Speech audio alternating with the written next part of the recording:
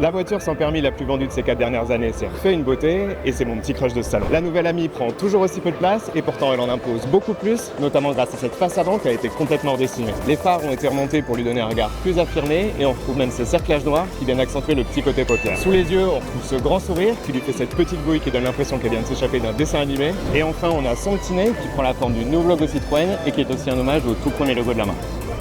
Sur les côtés, on a une autre référence historique avec ces petites stries qui rappellent les capots des toutes premières 2 chevaux. Mais la vraie nouveauté de cette nouvelle Ami, c'est ces jantes à damier qui font penser à des petits pixels et qu'on retrouve aussi sur les portes.